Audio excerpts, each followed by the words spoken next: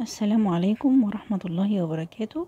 تعالي بقى نشوف الحلويات الحلوة دي والجاتو شاتو القمر دوت عملناه ازاي، وازاي صوص الشوكولاتة حلو كده وبيلمع، وكمان سمكه كده كويس، مش مثلا خفيف ولا تقيل، لا مظبوط. وزيناها بقى بكريم شانتيه وقلبناها تورته. المفروض الجاتو شاتو اصلا المفروض بيتعمل في صينية مثلا مربعة عشان يبقى شبه الجاتو، انما انا حبيت اعمل شوية تغييرات كده واضحك على الاولاد واقول لهم يلا بقى التورته الجميله وتعالوا زينوها معايا وساعدوني. واللي غسل الفراوله بقى واللي قاعد يقول لي يا ماما اعملي كده. تعالى نشوف بقى الحاجات الحلوه اللي ما تكلفتش حاجه خالص وحاجات موجوده عندنا في البيت، شكلها تحفه بصراحه، عجبت الولاد قوي. تعالي فرحي ولادك في الاجازه وقطعي لهم بقى كده وساعديهم، وتعالي نشوف عملناها ازاي. اول حاجه المقادير بتاعتنا كوبايه كوبايه كوبايه، كوباية سكر، كوباية لبن، كوباية زيت. واستعملي زيت يكون كويس علشان ريحته ما تبانش في الكيكة. كل حاجة نعملها في الخلاط مع طبعا نص كوباية كاكاو خام، بيضتين اتنين بس، كيسين فانيليا، كيس بيكنج باودر. ابتدي احط في الخلاط بقى التلات كوبايات الرئيسيين بتوعي اللي هما اللبن والسكر والزيت والنص كوباية كاكاو خام. كل ما تجيبي كاكاو الخام نوع كويس هيطلع معاكي النتيجة كويسة. ضربتهم كام ضربة لقيت الصوص تقل معايا وبقى بالشكل الجميل التحفة اللي قدامك دوت، والزيت ملمعه كده وحلو قوي. هاخد نص المقدار اشيله على جنب وهبتدي اشتغل في النص التاني. هخفه شوية بقى ببيضتين لان طبعا الصوص تقيل زي ما انت شايفة. هكمل بقى الكيكة بتاعتي، احط البيضتين بتوعي وبعدين احط عليهم كيسين الفانيليا. الفانيليا هنا اختياري لان طبعا كيكات الشوكولاتة مش بتبقى فيها اي ريحة مش كويسة، هتبقى عندك ممتازة لو ما حطيتيش فانيليا برضو عادي. الكاكاو الخام هيقوم بالواجب. اضربيهم كويس في الخلاط بحيث ان هما يمتزجوا جدا مع بعض. حسيت هنا الكيكة محتاجة شوية سكر كده، قيمة ربع كوباية بس، لان انا عندي الاولاد بيحبوا الحاجة مسكرة شويتين.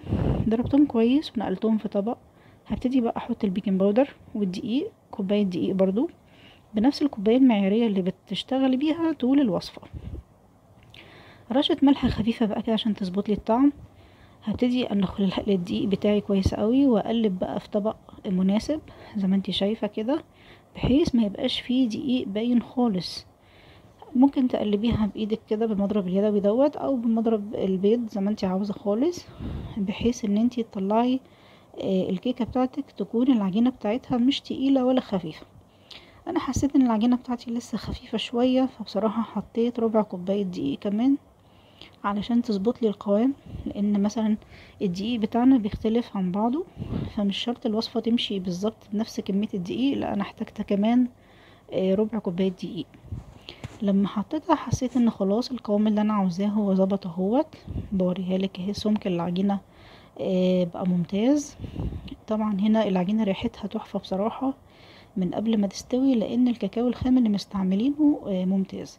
فرن طبعا مجهزاه من قبل ما ابدا اصلا في الكيكه على درجه حراره 180، مجهزاه وسخن خلاص. هبتدي احط في صينيه مقاس 26 او 24 كمان. ابتديت بقى، طلعت بقى بعد حوالي نص ساعه بالظبط ممتازه وجميله. قلبتها في طبق بعد ما استريحت شويه وهديت. جبت النص التاني اللي كنا حايشينه من الشوكولاته وخفيته بندعه لبن صغيرين قوي وابتديت ادهن بيه زي ما انت شايفه، تحفة وشكله جميل. كمان كنت دلعتها بقى شوية وجبت كريم شانتيه، ممكن تقدميها كده بس. جبت كريم شانتيه بقى حوالي كيس اللي هو الدريم، بيتحط عليه يعني كوباية صغيرة من المية المتلجة. واشتغلي بقى زي ما انتي عاوزة، ممكن تزوقيها بأي طريقة تعجبك.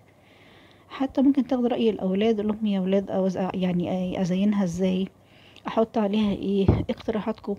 هتلاقيهم كمان أبدعوا معاكي واتبسطوا قوي قوي، لأن بصراحة الحاجات دي بتسليهم وبتشغل وقتهم وفي نفس الوقت طعمة ولذيذة.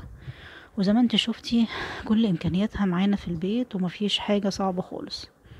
زيني طبعا التزيين ده حاجة ليكي انتي، لو مفيش زينة خالص هي لوحدها اصلا طعمها حكاية. الله على الجمال، شكلها لوحده تحفة. حطيها في التلاجة بقى، يلا جربيها، الف هنا وشفا.